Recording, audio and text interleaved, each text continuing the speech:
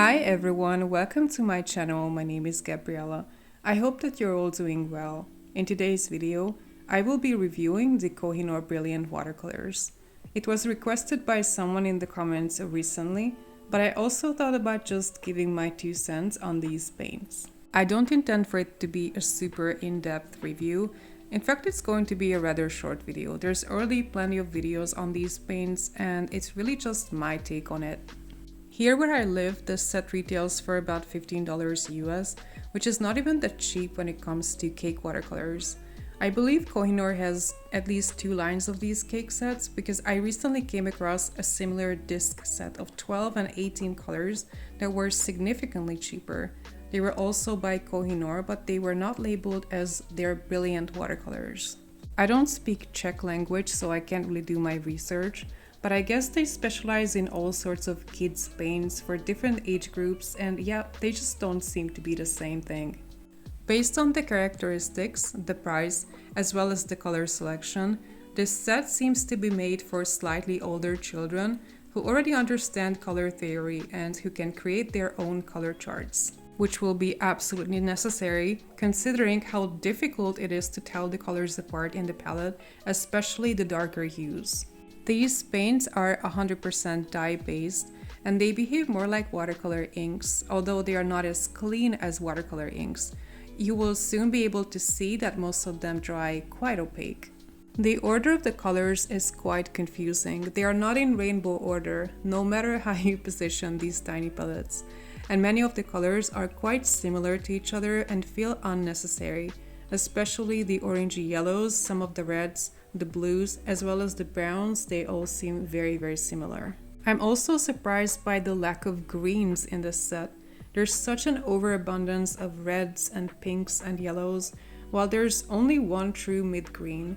There's also a very dark, almost black pine green next to the black color, but considering this is a 24 count set, it's rather unusual to only have 2 greens, out of which only one is a true leaf green. I'm also not 100% happy with the browns being so similar to each other and all of them being so light.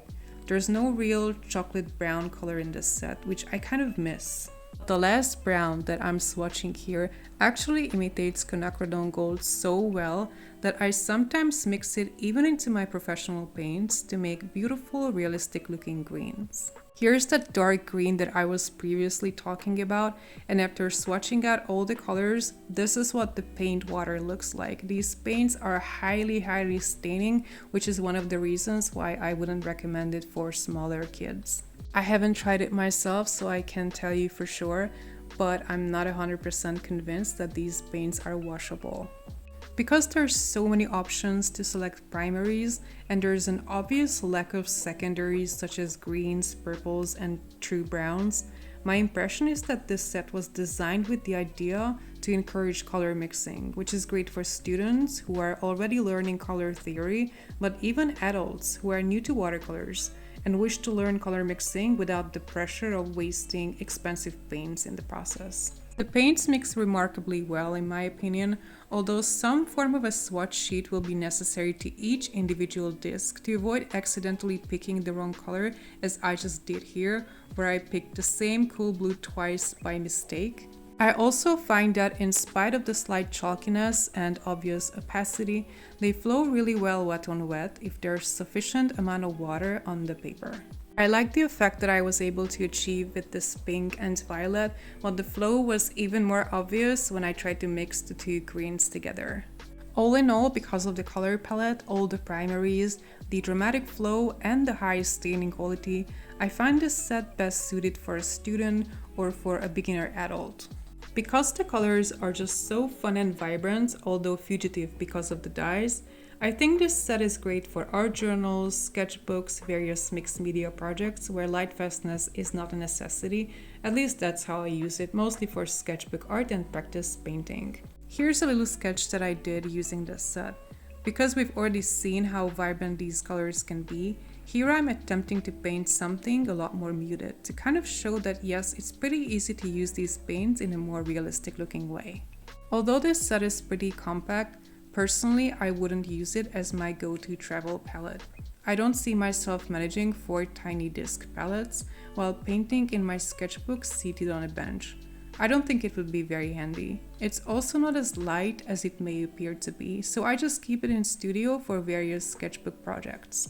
I've had this set for a while at this point, you can see me use it in some of my recent videos. All in all, I really enjoy these paints and I find that they complement my pigment-based paints really well.